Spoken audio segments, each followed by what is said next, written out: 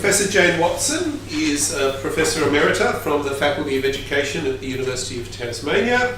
Her PhD was on individualised instruction in an Australian university.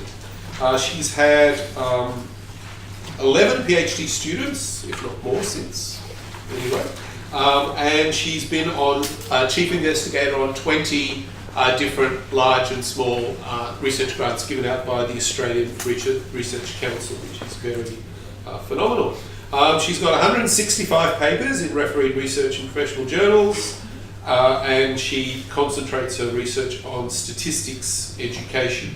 In 2007, she was elected Fellow of the Academy of the Social Sciences in Australia, and she was awarded earlier the Clooney's Ross National Science Technology Award for outstanding achievement in the successful application of science and technology for the benefit of Australia.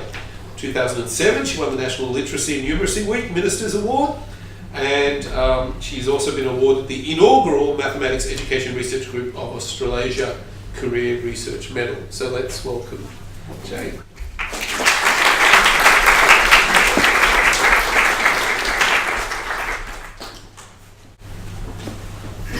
Thank you very much. I won't say any more about that. You can see the title. Judy gave me the title. She didn't give me any choice. So, and statistical literacy is one of my passions.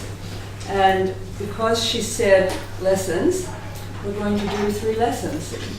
And I was pleased to see that the word, I might forget later, I was pleased to see the word scaffolding up there when you were going through the bits from the curriculum, because I've had a look at the New South Wales curriculum, and the new one, I must admit, it's very intimidating. I don't really want to talk about it today, but we will get to scaffolding in our 3rd lesson. Okay, so first of all, we're going to talk about a bit of terminology, because I think statistical literacy is very much related to the practice of statistics, and so we're going to tie those two together.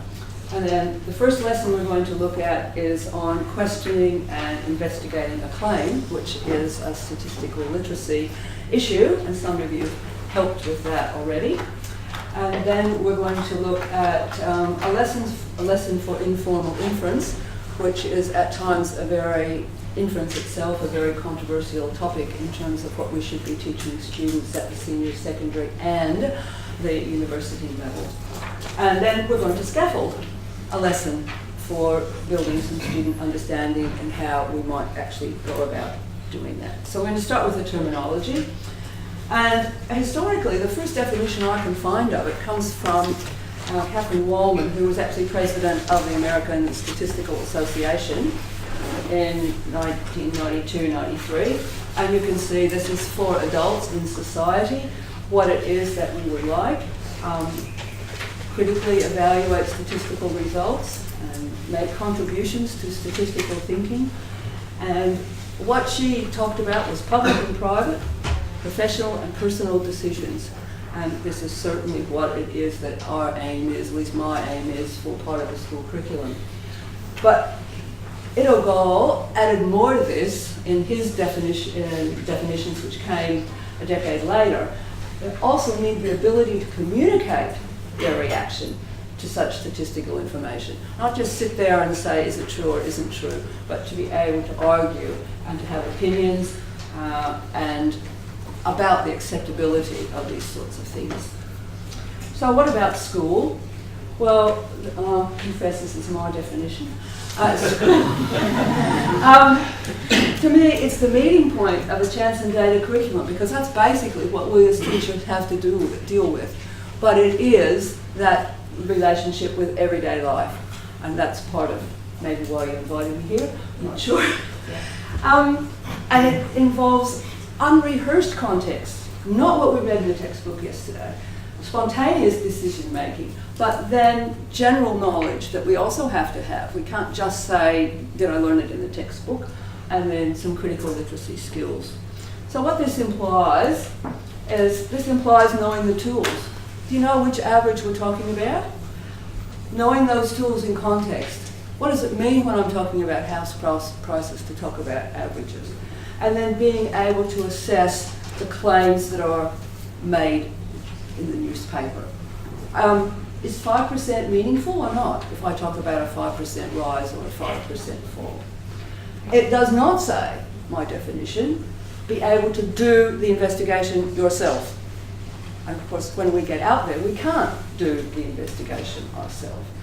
But, so how do students learn to be statistically literate? And as you might know or suspect, my way of doing that is to do the practice of statistics in school and start very young, much younger than grade 7. A lot of the work I'm doing at the moment is before that, but because it hasn't been done before that, a lot of the things I'm suggesting I think are 7 to 10 lessons. Okay, so what is the practice of statistics? I picked up this term, someone suggested it to me, and then I realized that, I don't know if you're old enough to remember Moore and McCabe's first edition. I'm actually old enough that I taught from the first edition, and there have been many editions since, including all kinds of computer applications, and it's a very, very famous series of books. Everybody heard of it? Anybody heard of it? Oh, all right. You should look them up. And what they said in their first introduction I loved, because I was trying to make statistics meaningful for non-majors. Introduce readers to statistics as it is used in practice. In practice, it's concerned with just gaining information from data. It's really just problem solving. So what we're talking about is a new way of problem solving. But how is it that we actually do this? And GAZE, which is a word that you should know if you haven't, is Guidelines for Instruction and Evaluation in Statistics Education, put out by the American Statistical Association. And they use the term statistical problem solving. So not the practice of statistics, but they're in with Moore and McCabe on this is really problem solving. And so what are the 4 steps that this is basically what I use and what I think should be more formally in the curriculum. We formulate questions, and they annotate this with anticipating variability. Then we have to collect data, and we have to plan how we're going to collect data, and then we have to do it. And we only do it because we're acknowledging variability. Then we analyze data. And what we're going to do is we're going to take account of that variability in our analysis, and then interpret the results. And in the results, we still have to acknowledge variability because it's been throughout our investigation and it's what we're looking at. And so the quote is, there would be no statistics without variability. And so when I start with young children, the first idea that we work with is variability. I've just done a project at the moment we're working on grade 3, our first activity. It's all about variability in the world. And then we're trying to use that word all the way through grade 6 to all right, how and why do we do this at school? We're not doing p-tests, t-tests at school, p-values and t-tests. So what we call it is informal inference. And famous Australian Katie Marker and her friend Andy Rubin came up with what they call informal inference to add to GAZE. And what we're doing is when we sample from a population, school level, we make a generalization based on the collected data, and we use that for evidence. And that evidence, and it doesn't have to be fancy theoretical stuff. Acknowledging the uncertainty, we make a decision and we draw a conclusion. And we have to acknowledge that we are not absolutely certain, and that's why it's called informal inference. Now, the people who do formal inference also are not absolutely certain, but often forget that. Because you've got the exam, and when you get to the exam, you've got your p-value, and then you get your marks. So what we're trying to do is help students realize that when they make decisions about populations from samples, it is involved with uncertainty. So uncertainty and variability are very closely related. Okay, so lesson 1 begins with a claim. And that claim came from the media. And I, at high school, would try to use almost every activity I come up with some controversial claim because it's quite motivating. All right, so this is the claim. It's from our local newspaper, Hobart. Sure, we found around the world other quotes.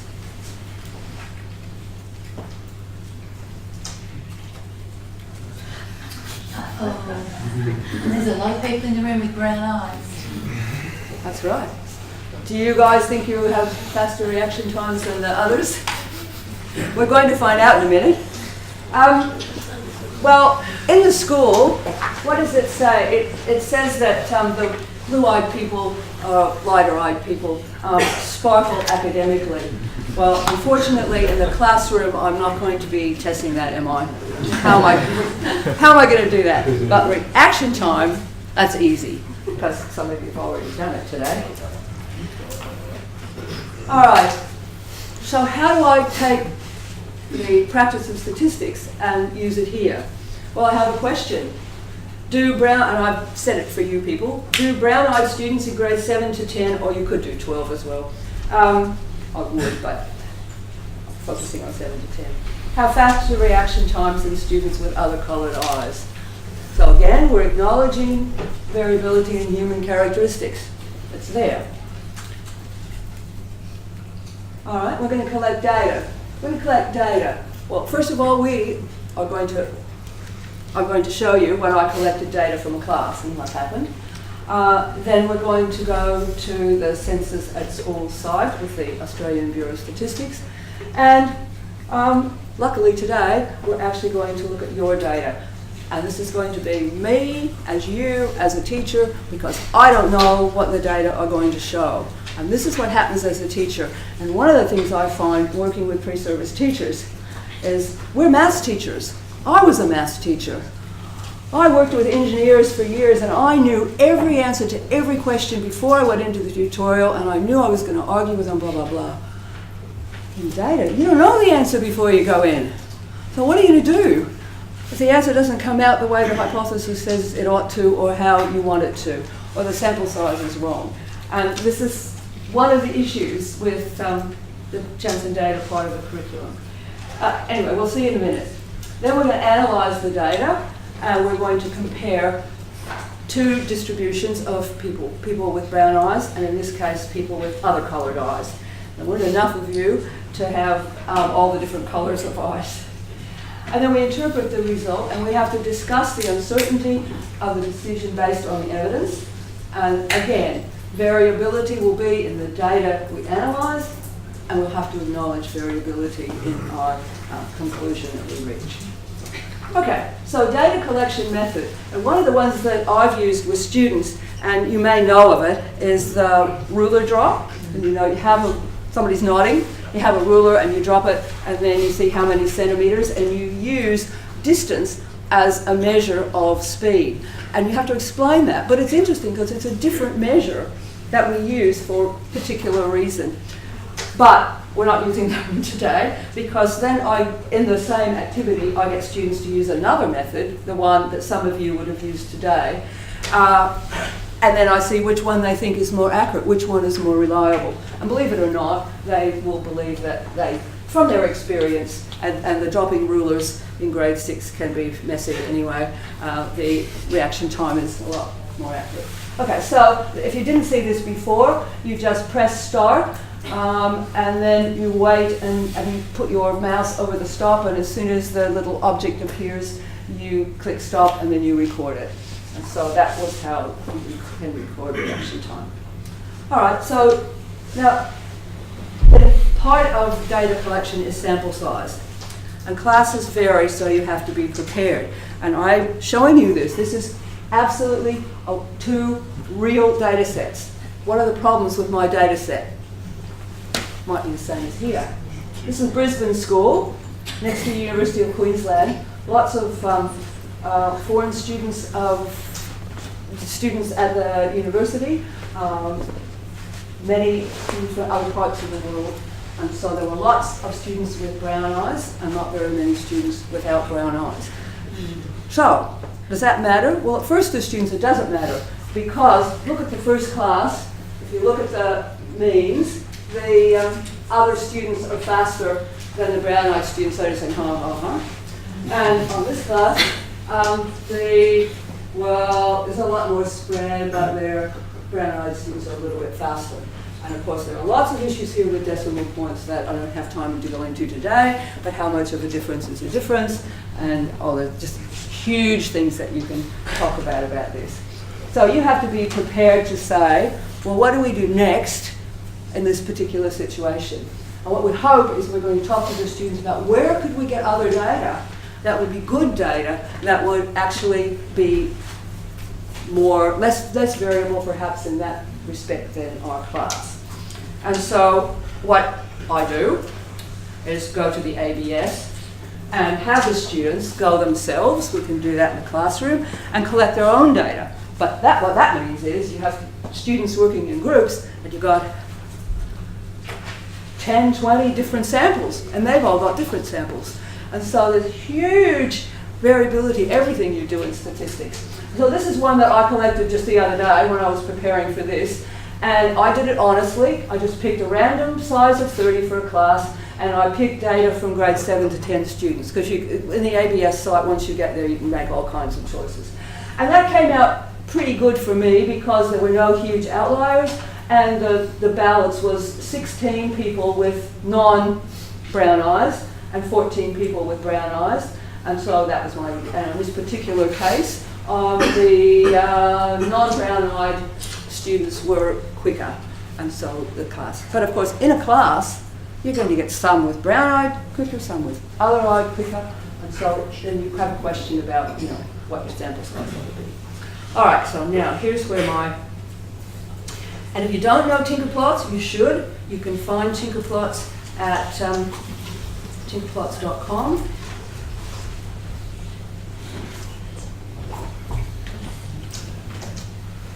Now, this is where I show you my uncoordination.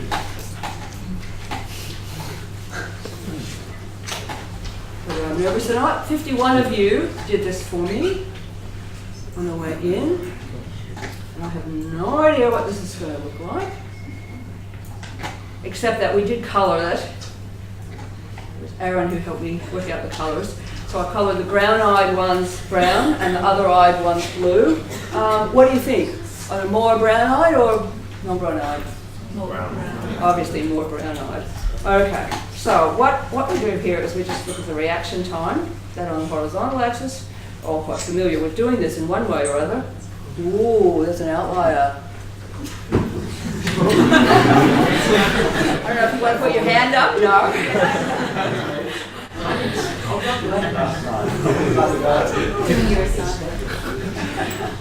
I will tell you that you're mostly faster than grade 6s. Okay, so now how do I distinguish? That's all of you. So all I need to do is to colour you by eye colour, and then I'll drag the non-blue-eyed people up. And so what are we going to find? Do we want the mean or the median? Median. Oh, look at the mean. That's the mean.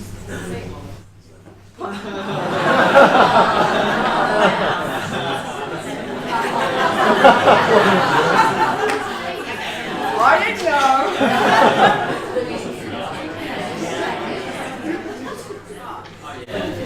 Now, you see, what you're going to want to do is the other-eyed people will say, no, the mean's no good because of that outlier. And so now we need to do the median, and in fact, we are faster than the brown-eyed people. All right. Now, this is a question of significance, and we're not going into that sort of thing, but what we want students to come up with is the idea that there is no difference in the two. So I'm going to go back to the mean, and I'm going to say, there isn't.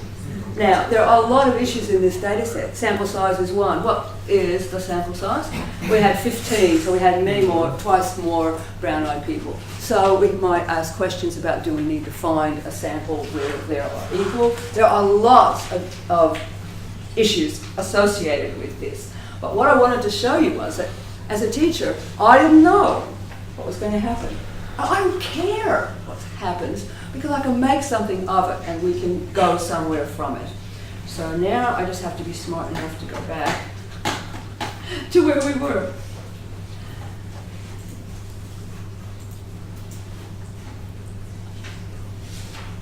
Okay, so what I did was, because I wasn't sure what you people would do, I went back to the ABS again and I collected another sample of 180 or something students, and then I picked out equal numbers of blue-eyed and brown-eyed, and then that particular data said it was easier for me just to pick blue and, but I mean you can pick blue and brown, or you can pick hazel blue, green, brown, you can do all sorts of things with this. And that one came out with a 1 in 1,000th place difference. Probably won't happen in year 7 to 10, but with year 6 students they'll say, oh, that's a difference. 0.001 means a difference. And so there has to be a lot of discussion about could we recognize that difference and all that. Now this is a real world situation. And this is where we need to be able to talk about them, that what does it really mean. Okay, so I'm going to do an interpretation here. In this case, we've got strong evidence that, in fact, there isn't any difference. The last sample suggests that there's no difference, and yours, of course, suggests the same thing if we're happy with the sample size and the time of day and the collection procedures and all of that. Okay. What kind of questions do we give students in this context? If you imagine being a scientist and you do a medical test or you do whatever test, you want a difference. That's why we're doing this. And you do a statistical test to get a p-value or a confidence interval, hey, you got a difference. That's what we're important about. We assume there's no difference. Statistical literacy is more often about me going out there and claiming there is a difference. I'm telling you that the brown-eyed peoples are better because we did tests in America. This actually was done in America. They did it with university students and they came out, they were better at reaction time, they're going to be better at rugby and all this sort of stuff. Now, what we want is to be able to students say, is that really a difference? And how am I going to test it? And then find there's no difference. No difference often doesn't make it big time in the stats book. But for statistical literacy, it's all right, now we're going to look at lesson 2. I think I've gone a bit faster on lesson 2. And this time, there is a difference. And this is one from high school. Actually, this lesson was devised for a grade 10 class in Hobart. We had some money to spend and got a school that was really interested in doing this. And this is one of my beliefs. It's about resampling. And if you know a little bit about resampling, you'll know what I'm talking about. I'll go through it fairly quickly. It's a process that leads to decision making that isn't dependent on theoretical statistics. And I don't want to appear to some of my friends like Leon that I'm against theoretical physics. I'm not.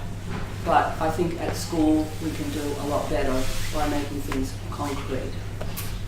Okay. This method is controversial in the world of statistics, and maybe some of Leon's colleagues will disagree with what I'm going to say next. But a fellow named George Cobb wrote a really, really compelling article saying that this is the way at university first year we should be doing statistics, forget all that other stuff. And personally, I would like to see this in the year 11-12 curriculum, Australian mathematics curriculum. I'll tell you, only thing I can tell you is it's not in yours at the moment. Okay, I've just said that's what statisticians do. Okay, what we're doing with resampling is another way to collect evidence, to make a generalization beyond the data. We're always going to acknowledge uncertainty, but the decision is going to be based on frequency-based probability.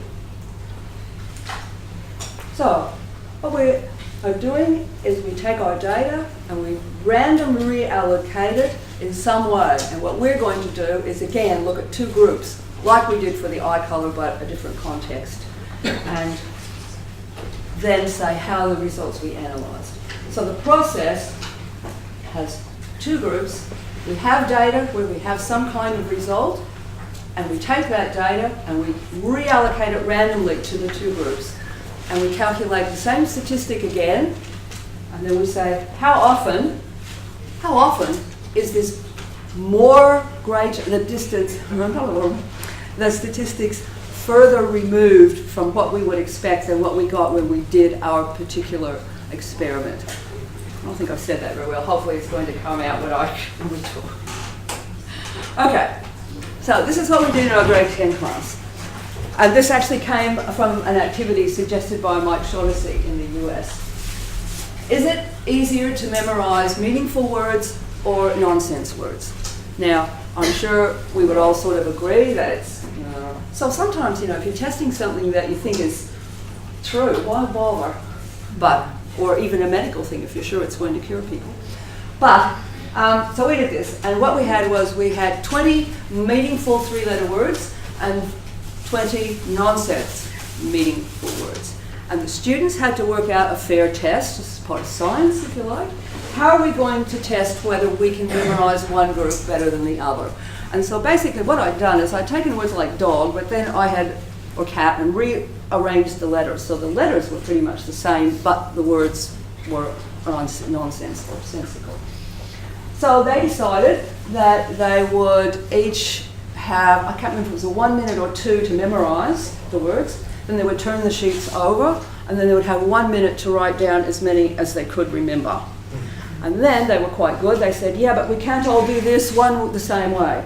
So half the class did the nonsense words first, and the other class did the meaningful words first, and then they swapped round and did it. So they thought they had a pretty good test. Sounds pretty good to me for what you're doing. And so that is their data from one of the classes. And the nonsense words they could, on the median, I used the median there, was 6 words they could remember, and for the meaningful words, it was 10. And these are the same students doing both. So, right. Now, how could we analyse this otherwise? And with the grade 10 curriculum as it stands in the moment in Australia, the way of doing it would be, I would suggest, using box plots. Everybody knows box plots. And if I look at that, and Chris Wilde, a New Zealander, has come up with some really good explanations for this. Intuitively, if I look at that bottom box plot, 3/4 of the data in that bottom box plot are to the right of 3/4 of the data in the top box. So I'm saying that's pretty good evidence that it's easier to memorize one. And we might stop there in some situations. But of course, I don't want to stop there. If there were no difference in memorizing the 2 kinds of words, and if I took all those data and randomly reallocated them to meaningful and non-meaningful, how many times would I get a difference bigger than 4? Well, 4 was the difference, sorry, from 6 to 10. How many times would I get that? So, was my result unusual and so something I should believe, or was it just could have happened any day? All right? So that's what I've said. So the students can reallocate the data by hand, and that was what we started doing. We started letting them do it, and the teacher writing it on the board, and of course that got pretty boring pretty fast. So good old tinker plots can be used to do that, and this was a teaching exercise in terms of how do you use tinker plots for this. So all I'm going to do is I'm going to show you this I won't try to demonstrate this one, only because I'm not very coordinated. You can teach yourself to do this, I think, in 10 minutes if you know anything about technology. So in tinker plots we have a sampler. A sampler is a random sampler, and in this one it's set up with 2 bins, if you like. The first bin has the categorical data, meaningful or nonsense, and it rolls around. And in the other bin are all those numbers for how many words they could remember, right? 765, all of the exact data. And so what tinker plots does is it says, okay, we're going to randomly reaccount it. And so it rolls around, and every time that rolls around, a new word comes out. And because there are the same number of each, it allocates them in the end. And that's one of them. I just did that the other day to have one to show you. And so in that particular case, it came out that the meaningful words that median remembered was 8, and the nonsense was 7. So it still did better with that random reallocation. But I want to know what happens when I do lots of those random reallocations. And so what Tinkerplots can do is it has two things that are really useful. One is measure, and I will say about the measure, when I was using this on my real example, I would have preferred a bigger difference so you can see it. Can you see there's a circle around the bottom median and a circle around the top? And then there's a tiny little arrow there, and the difference is only 1. So it records the difference as 8 minus 7 is 1. And the history button here will keep track of that. And so I click on the history button, and it tells me 1, that it was that difference. Now I confess that I did another 99, because then all you need to do is to tell Tinkerplots, I want to do 99 more of these because I want to look at 100 of them. And I want 100 reallocations, I want to do that. Okay? So in doing that, what happened was, in this particular trial, there were 100, and the difference, lots of times non-meaningful nonsense came up first, and only, is that more here? No. Somebody. All right. I think it's Spiro. One. Thank you, you duck. Only one time in 100 did a difference as big as 4 happen. So I'm pretty convinced, and my the students were, but they did it. And sometimes you'll do 100 and they'll come out with 2, because this is random. It will not always, but the idea is to give you a feeling. And of course, the students could then do 1,000 or whatever, but I didn't want to do that. I just wanted to make this quite simple. Because what it is evidence that you are collecting. So, using the actual response, I'm back. The point that I want to make here is, here's something where we expect a difference, but it's a different way of looking at collecting data. This can be done all the way through grade 12. It can be done with different kinds. It doesn't have to be done with groups. It can be done with correlations. It can be done with all sorts of things when you reallocate your data. And there's a whole field that actually does statistics like this. And to me, it's more hands-on for students to actually see, because those of us who do research are all about, I'm actually editing a paper at this very moment about students who can't do p-values. Why do they have so much trouble at university with p-values? Well, there's no p-value here, but there is a probability that tells us in this particular situation it's very unusual, so we think it's probably easier to remember those means. Okay, now, what we're going to do is we're now going to change tack to scaffolding a lesson. And this comes from my work with Di Seaman on a project in Melbourne. And I've picked a particular problem in proportional reasoning, because I don't care what grade you have, you're going to have students that have trouble with proportional reasoning. And much, much more in grade 7, a little bit less in grade 8, a little bit less in grade 9, a little bit, you're still going to have it in grade 10 at least.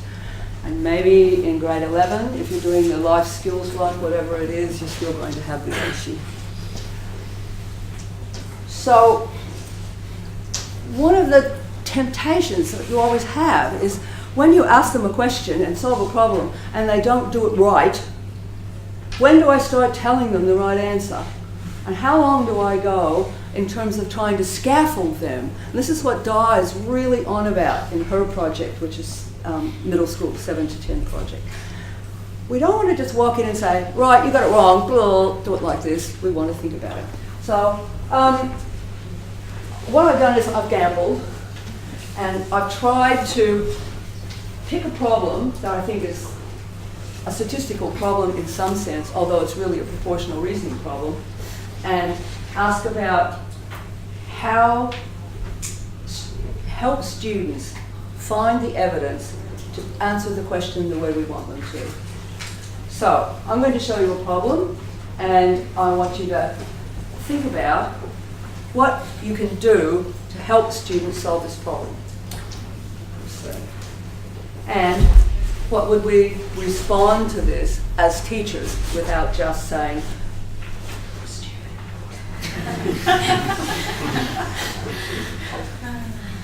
this problem that I'll show you the problem, This problem is a famous problem. It's been used for 20 more years internationally. I actually have data from 4,000 students answering this question. That means I have seen almost every response that you could possibly imagine. And what I've said is, how on earth, and by the way, Rosemary Callingham and I used this on another project, and some of the teachers were not a lot better than the students on this question. So I don't apologise for using it. So look at it. Look at specifically the question. It says,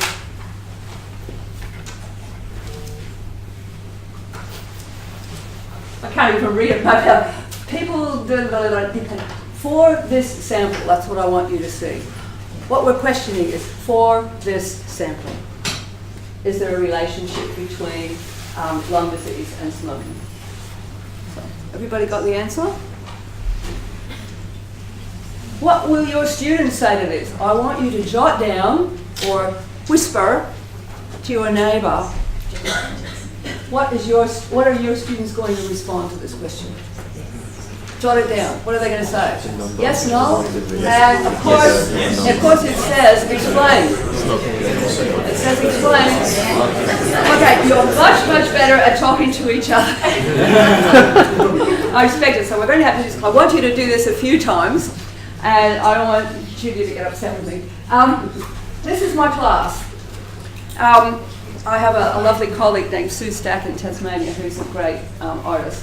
And she created the class for me. And this class has a female teacher, but I have another, do a couple of these for Di, and some of my teachers are male, but I've only got time for one lesson today, so female teacher. All right. Now, I admit I created this, and I started with what I consider the poorer answers, and it leads through to, by the end, to the better answers. But my question is it feasible for me, if I were the teacher, to think of a way of taking these answers and building on them without just, ignoring or rejecting? So, here's my class, and the teacher starts out, that's the whiteboard, by the way, with nothing written on it. Not a problem. Okay. So you're going to have to read this, and I'll throw in the occasional comment.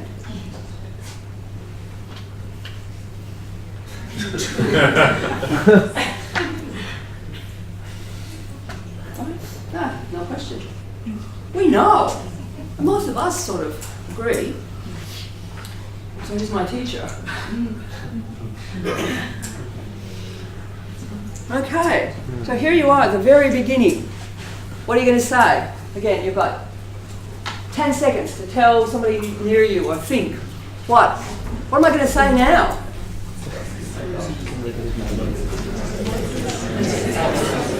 This teacher decides she better leave it for a minute and keep track on the board of the kinds of evidence that is used to solve this kind of a problem. Because it is a problem, a mathematical problem, but it's also a statistical problem. So, it says, right, we'll keep track of evidence, hoping that something better is going to come along. And this is what comes up. Next one. Okay. And by the way, all of these initial student responses are things I have seen. I'm not making these up, right? So the teacher at this point is getting a little bit more worried, so she throws in the word data. Can we actually sort? That's true. Yes, we'll put it up. Can we actually think about the data? So she puts it on the board, and then she goes to Emma. Now that's something we might ask, isn't it? Because we're a bit surprised by those results. And so, yeah, that's true. I don't know if it's a small sample size or not, but that's a bit I've been told that. Too small. Okay. So the data have been brought in. Now, how is the teacher going to deal with that? Right? So she says yes. She doesn't say, no, that's not what I want you to think about. She says, yes, when we come to the conclusion, this might be part of our uncertainty. Because remember, I keep talking about uncertainty and the decision making. Even more, this is the crunch. Is this not the crunch for students? Would this not be an easy problem if the numbers of people were the same? So some student picks this up. What do you mean? So I've got to ask for explanation.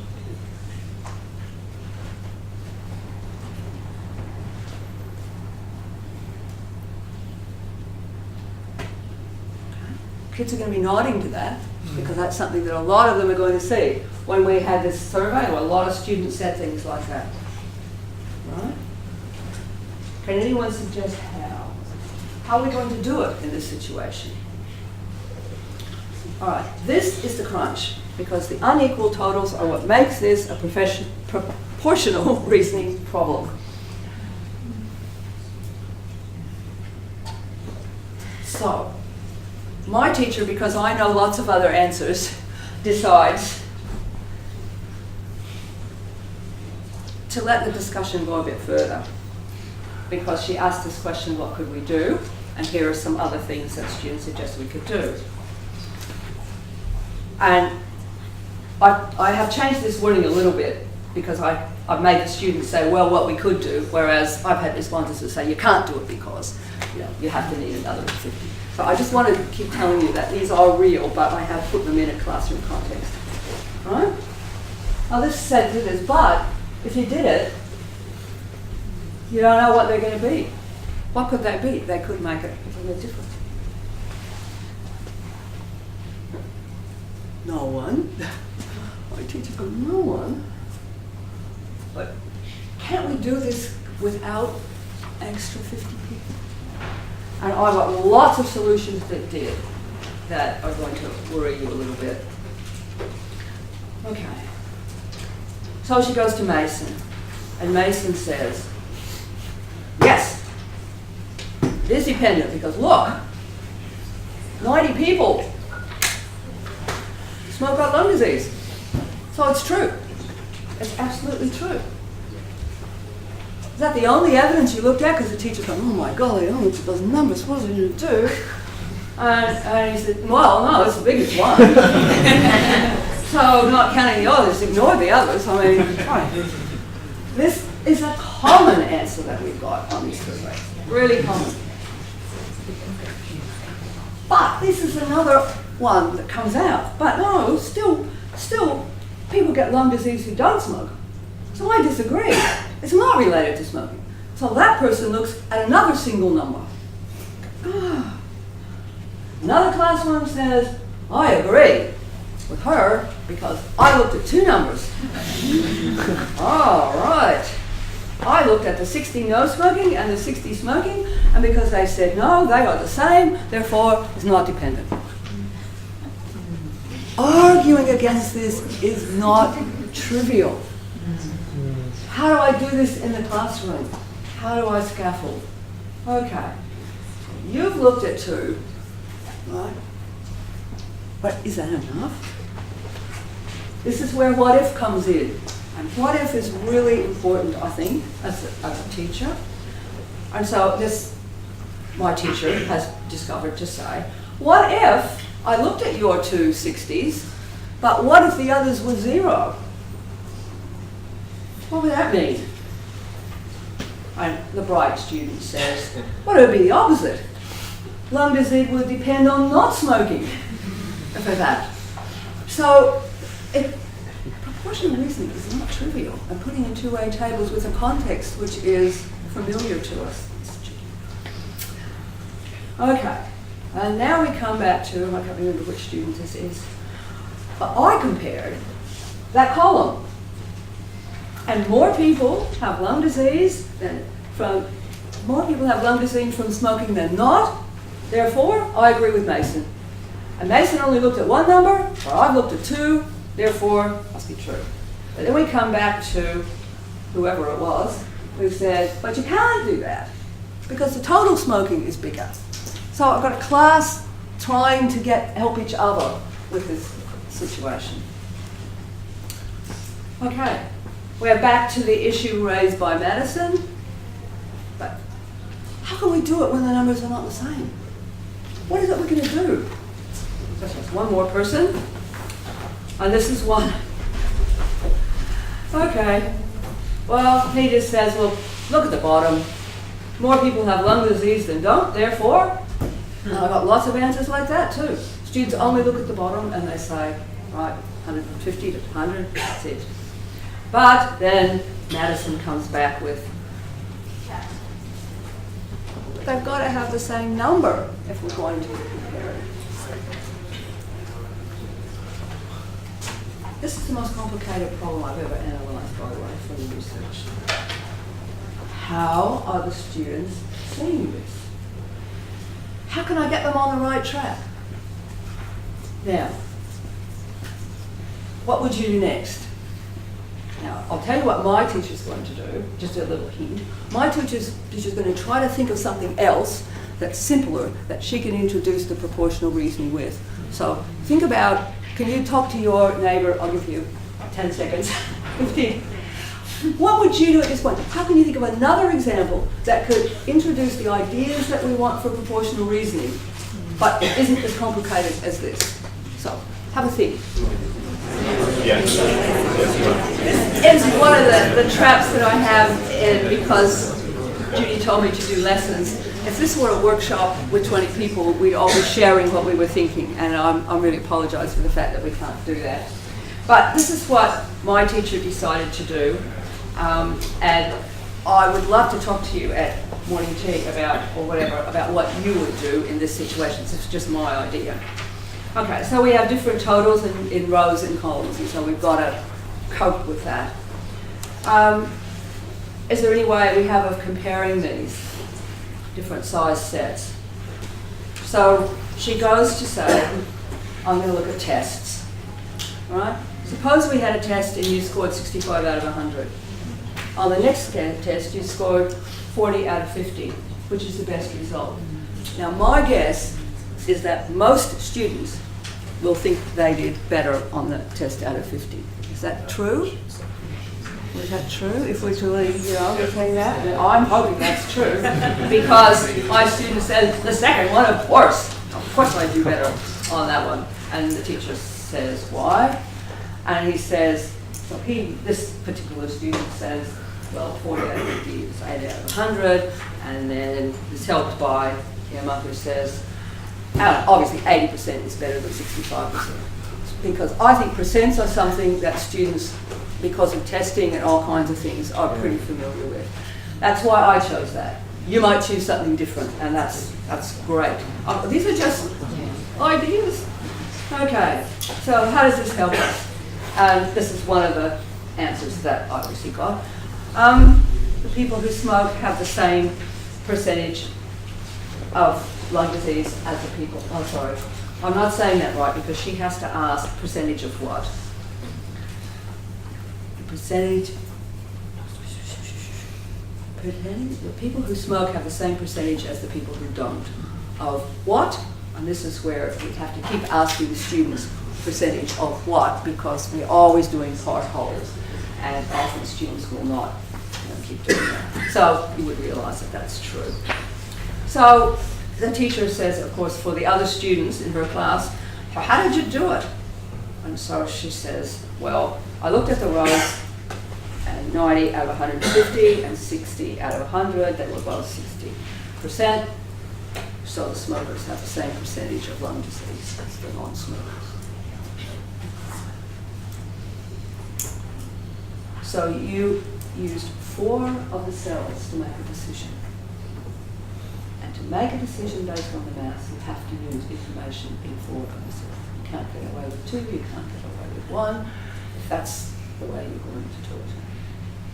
So in Grace, she asked Grace, and Grace, this is another nice result that I got, somebody who knows about ratios. I just used the inside 4 cells. So you see, the previous student used inside, outside. And it didn't matter whether you smoke or not. The ratio is 3 to 2. And if you know ratios, then ratio of what? Ratio of what? Lung disease to no lung disease is the same as 3 to 2. So that's another. And that's one of the nice things about proportional reasoning. That's not the way you can do it. And then this is the question, because I got some really weird answers, because you don't know how people are going to work with fractions. This is one. Well, it's 9 out of 15. And so if I change it, I get 9. This is our lesson on equivalent fractions. 9 out of 15 is 18 out of 30, and 6 out of 10 is 18 out of 30, so it's the same. Okay, yeah. Not many solutions like that. But percent was a lot easier, because those fractions are messy. Why would you do fractions like that? So then the teacher says, anybody do it with easier fractions, and we're back to, I can't remember who says, oh, well, it's just 3/5, and we know that's 60%. But not all of our students do. And so it's that. So what did we learn? This is my little summary.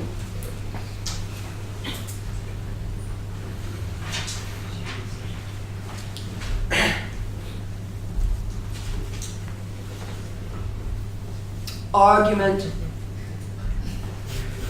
I got the right answer. And I only used 2, remember? Yeah. Me too. And I just used 1, remember? I got the right answer. You were just lucky. Oh dear. You have to answer what-if questions about your answer. And one of my colleagues did overseas use this as a true-false question. You can't. You have to ask for explanations, because if I just looked at the right answers that I got on a survey, hundreds of students would have got the right answer, and no proportional reasoning at all. In the classroom, we want more than right answers. We want understanding. We want explanation. Okay. All right, so we'll hurry through this bit. You have to have evidence as well. But then but how do we know which ones to use? There must be a rule, because some people use these and some people use these and blah, blah, blah, blah. And so I guess this is my sort of feeling about this. Have we used all the information available, but there are more than 4 cells? Well, when it becomes repetitive and we have to think about part-whole all the time, this part-whole relationship and looking at those. Okay, we have our final, I think, complaint. I don't believe it.